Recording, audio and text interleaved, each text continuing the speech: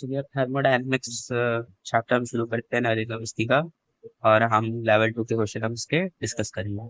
तो हम पहले क्वेश्चन देखते हैं। पहला क्वेश्चन हम सीखता है 100 ग्राम ऑफ H2O को हमने क्लोज वेसल के अंदर एक बार और 100 डिग्री सेल्सियस के अंदर रखा हुआ है, मतलब हीट कर रहे हैं, जिसकी वजह से 60% जो लिक्विड होता है, जो वाटर है, वो गैस में कन्वर्ट हो जाता है। अब इस चक्कर में क्या होगा कि वॉल्यूम का चेंज आएगा। और वही एक ही फॉर्मूला है जो हम लोग को पता है कि जो वॉल्यूम चेंज की वजह में उस समय वर्क का निकालने के लिए जो यूज होता है वो होता है माइनस पी डेल्टा टी। ठीक। इनिशियल वॉल्यूम है वो कितना है? वो तो सिर्फ पानी के सैंपल की वजह से है। वो कितना है? 100 ग्राम।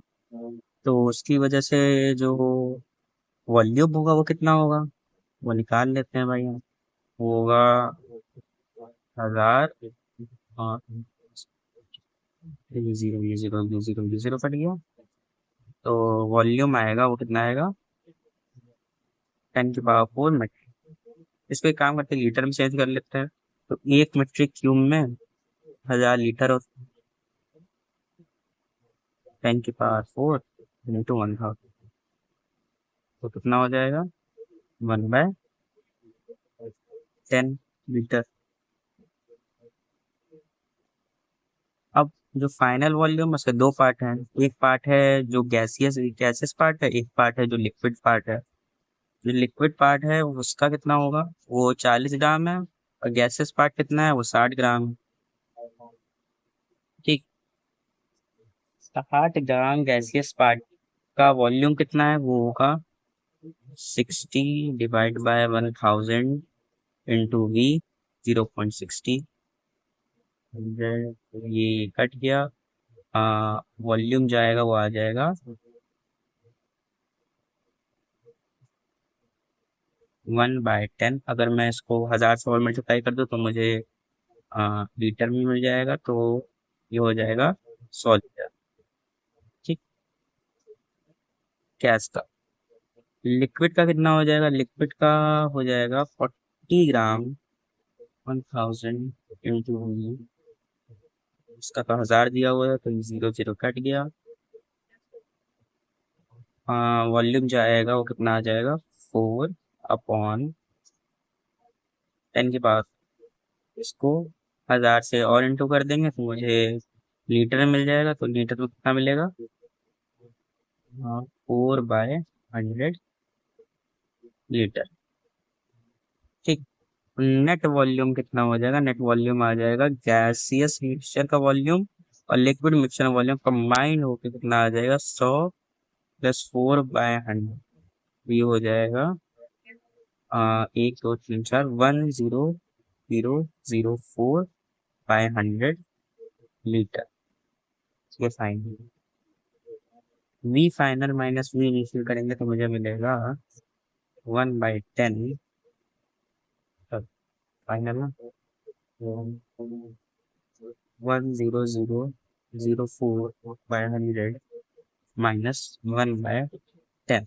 तो ये हो जाएगा 10004 -10/100। ये हो जाएगा 9994। है ना? 9994 ही तो होगा। ये तो 4 अटैच करेंगे, 4 ये 9 ये भी 9, 999/100 क्या आ जाएगा? लीटर। कितने वॉल्यूम में चेंज आया? अगर माइनस पी डेल्टा भी लगा लेंगे तो मुझे प्रेशर कितना दिया? मुझे प्रेशर दिया हुआ 1 बार। तो 1 बार इंटू 9994/100। तो ये किस में आया? ये बार लीटर में आया। बार लीटर में आया। और बार लीटर को जूल में कन्वर्ट करने के लिए हम क्या करते हैं? अगर 1 बार लीटर दिया हो और उसको जूल में कन्वर्ट करना हो तो हम 100 से मल्टीप्लाई कर देते हैं। तो यहाँ पर भी हम 100 से मल्टीप्लाई कर देंगे। मुझे मिल जाएगा -9994 जूल। अब क्योंकि मुझसे से मैग्नीट्यूड ऑफ वर्क डन पूछा है, वर्क डन का मैग्नीट्यूड हो जाएगा 9994। और यही आपका आंसर हो जाएगा। अब अगला क्वेश्चन देखते हैं। अगला क्वेश्चन क्या कहता है, a rigid and insulated tank of 3 metric cube volume divided into two components, one component of volume 2 metric cube contain an ideal gas at 0.8314 megapascal and 400 Kelvin, while the second component of volume 1 metric contain the same gas at 8.314 megapascal and 500 Kelvin। और इसमें ये चीज ध्यान देनी कि दोनों दोनों container में जो है वो कौन सी गैस है, वो सेम तरह की गैस है। और दूसरी चीज क्या है, दूसरी चीज क्या है, इसकी जो बाहरी कोटिंग है वो क्या है, इंसुलेटेड है। मतलब कौन सा प्रोसेस होगा यहाँ पे, जो प्रोसेस होगा वो कौन सा होगा, आइसोथर्मल प्रोसेस होगा। ठीक, तो हम यहाँ पे आइसोथर्मल प्रोसेस के फॉर्मूले में यूज कर सकता हूँ। जब इसके बीच का बैरियर हटाया गया होगा तो सेकंड गैस एक्सपैंड करेगी, तो फर्स्ट गैस एक्सपैंड करेगी, जब तक उनका जो वॉल्यूम नहीं हो जाता, वो 3 metric क्यूब नहीं हो जाता। तो हम क्या करेंगे, दोनों के लिए, दोनों कंटेनर के हम देखेंगे फाइनल प्रेशर क्या होगा। फाइनल प्रेशर निकालने के हम क्या करेंगे, जैसे पहले हम सेकंड कंटेनर के लिए देखते हैं, तो सेकंड कंटेनर के लिए अगर मैं देखूं तो वो हो जाएगा P1V1 इक्वल्स टू P2V2, कि आइसो आइसोथर्मल प्रोसेस में टेम्परेचर जो होता है वो कांस्टेंट होता है। तो अगर टेम्परेचर कांस्टेंट है और अगर मैं P1V1 इक्वल्स टू P2V2 करूं, तो इसमें मेरे पास आ जाएगा 8.314 into 1 metric cube P2 into 3, finally तो 3 metric cube हो जा रहा है। तो फाइनल प्रेशर कितना हो जाएगा, 8.314/3 मेगापास्कल हो जाएगा P2। एक फर्स्ट कंटेनर का क्या है, फर्स्ट कंटेनर का है P1V1 इक्वल्स टू P2V2। फिर से लगाएंगे, और इसका जो प्रेशर है वो पहले कितना था, 0 पॉइंट, उसके वॉल्यूम कितना, 2 metric cube। अब एक्सपैंड कहाँ तक करेगा, 3 metric cube तक, तो ये हो जाएगा 0.8314 इंटू 2/3 इक्वल्स टू P2। तो फाइनली जो प्रेशर, जो टोटल प्रेशर होगा फर्स्ट की वजह से और सेकंड की वजह से, तो फाइनली जो टोटल प्रेशर होगा कंटेनर में वो कितना होगा, ये total will be P2 of first plus P2 of second. तो ये टोटल कितना हो जाएगा, ये टोटल हो जाएगा 0.8314 into 2/3 plus 8.314/3, it is 8261.63 plus 8.314/3। तो ये टोटल हो जाएगा आपका 9.976/3, तो ये हो जाएगा 3.396/3। इतना ये हो जाएगा, क्या फाइनल प्रेशर हो जाएगा। ठीक, अब अब हमको देखना है कि पहले कंटेनर में कितना मोल ऑफ गैस था। तो वो निकालने के हम क्या करेंगे, पीवी इक्वल्स टू एनआरटी हम यूज करेंगे। पीवी इक्वल्स टू एनआरटी, तो पहले कंटेनर में कितना था, तो वो हो जाएगा P1V1 अपॉन R T1। कितना था हमको दिया हुआ था, क्वेश्चन में दिया हुआ है, तो वो कितना दिया हुआ है, 0.8314 इंटू 2/8.314 इंटू 400। और दूसरे वाले की कितना है, दूसरे वाले की है PV equals to n second RT। तो अगर मैं इसका देखूं तो इसका कितना हो जाएगा, 8.314 इंटू 1/8.314 इंटू 4 इक्वल्स टू। तो टोटल वॉल्यूम जो हो जाएगा, जो टोटल नंबर ऑफ मोल्स हो जाएंगे वो कितने हो जाएंगे, अगर मैं इसको आर ही रहने देता हूँ, इसको आर ही कह देता हूँ, तो R into 400 upon 8.314 into 1 plus 0.8314 into 2 upon 8.3, इसको आर ही रहने देता हूँ, are into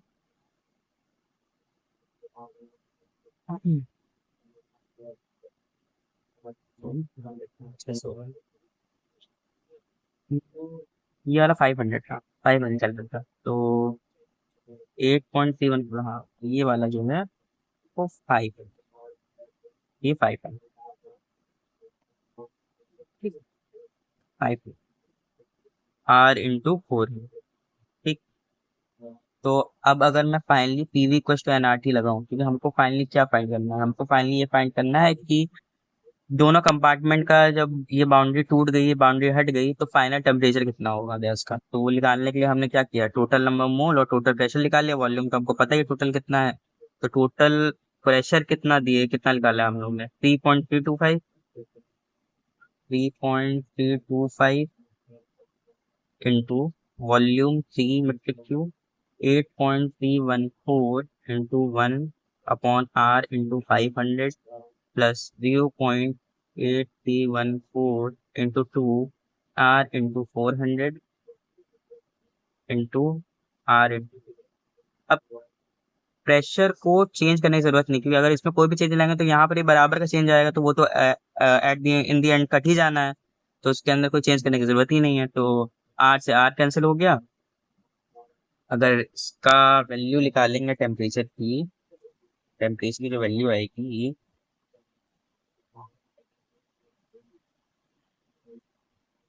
8.314 divided by 500 plus 0.8314 into 2 divide by 400।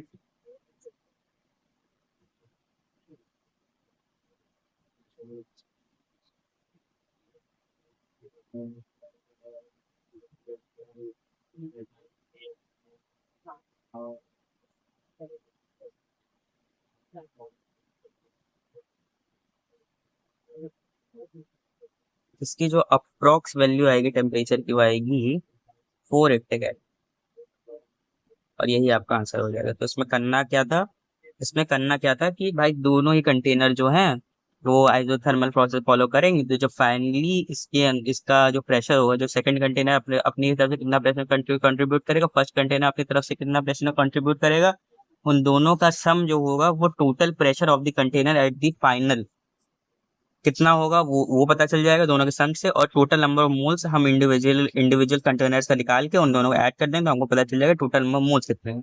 तो उसकी मदद से हम कितना निकाल लेंगे, हमको पता चल जाएगा फाइनल टेम्परेचर कितना, और फाइनल टेम्परेचर कितना आ रहा है, 480 केल्विन।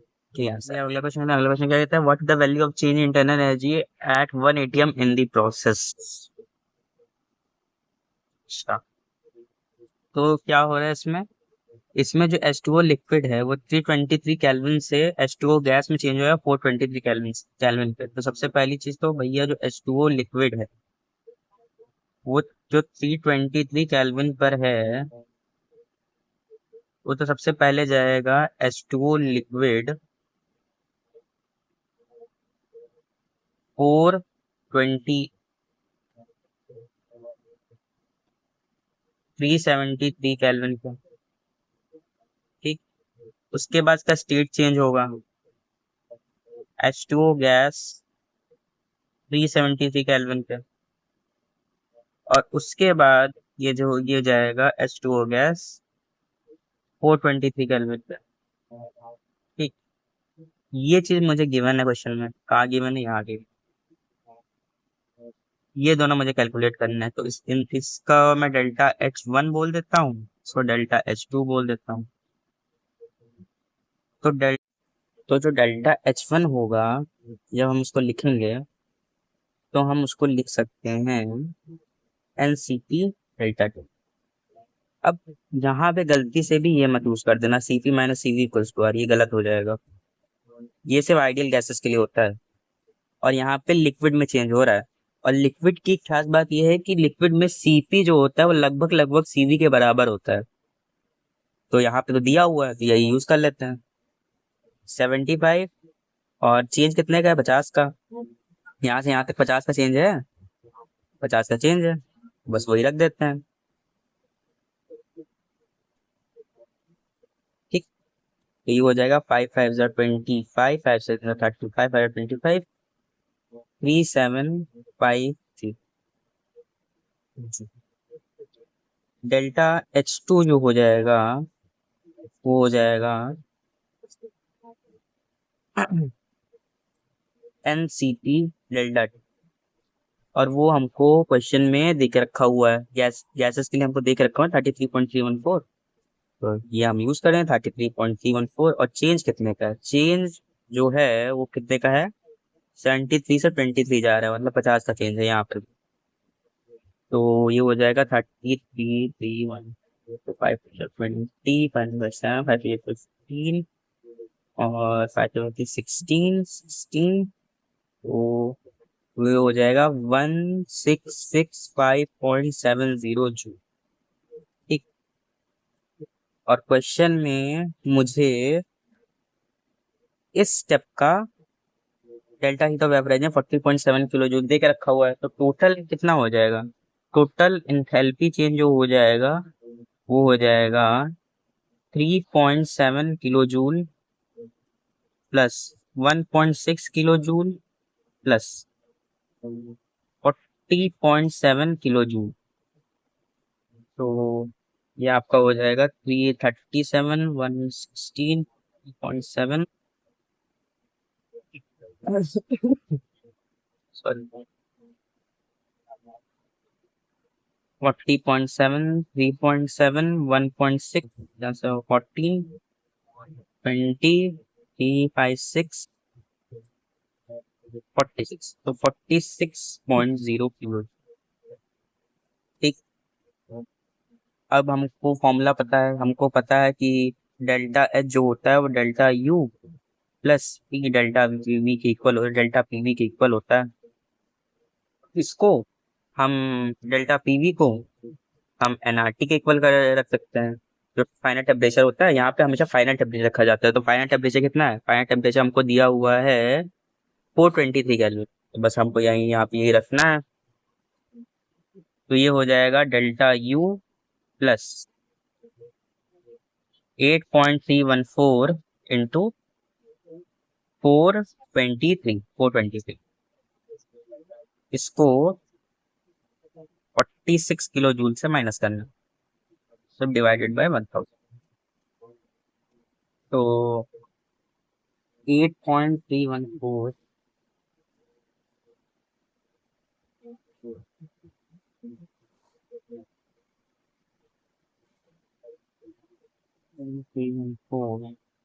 इंटू 423 हो जाएगा 3.516 किलो जूल। और अगर मैं उसको माइनस कर दूं 46 से,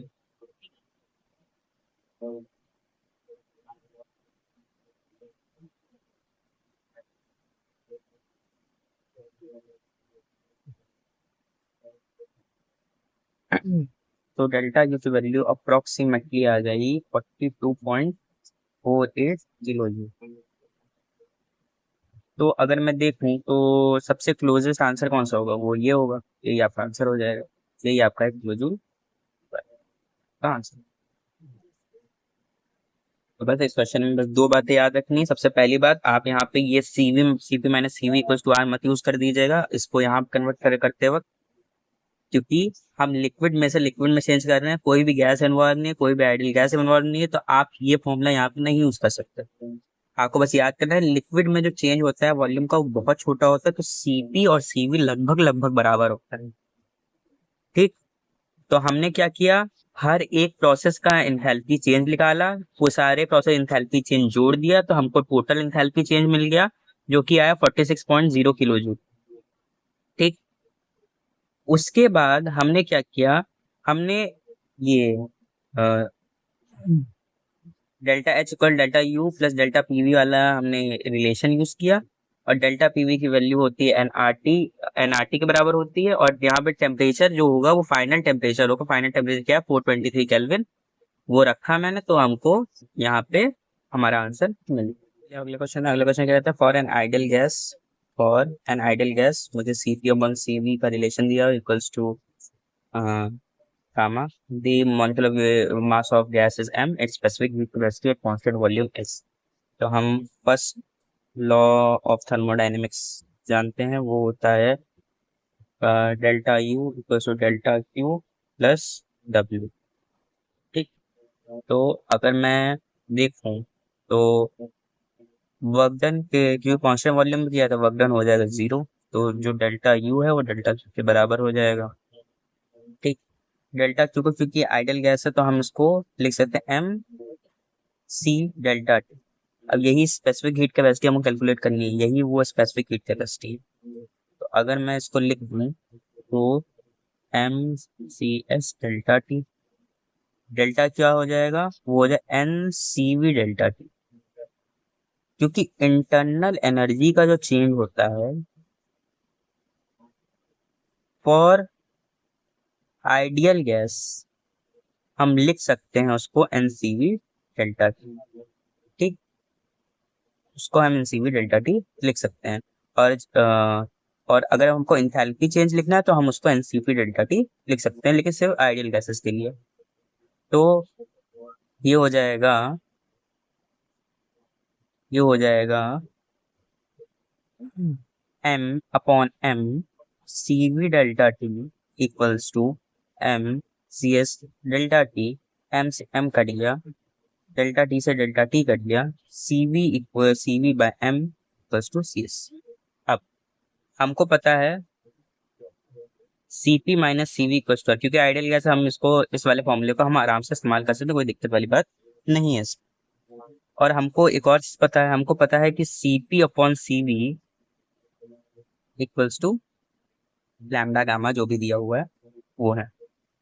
ठीक। तो हम क्या करते हैं, सीवी को जो सीपी है उसको सीवी के टर्म्स में लाए तो वो हो जाए gamma CV.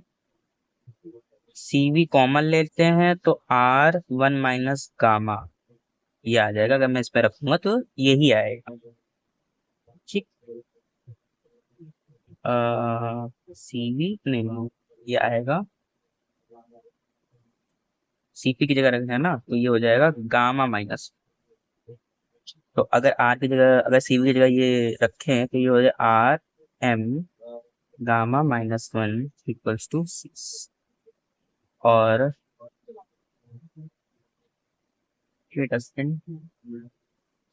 M M R M gamma minus one R gamma minus. ठीक।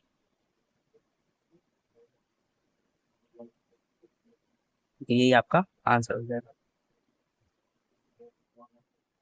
1 mole of an ideal gas CV मुझे दिया हुआ है and 2 mole of ideal gas CV मुझे दिया हुआ है, taken in a container expanded reversible and adiabatically from 1 litre to 4 litre starting from initial temperature of 320 kelvin delta U and delta U for the process.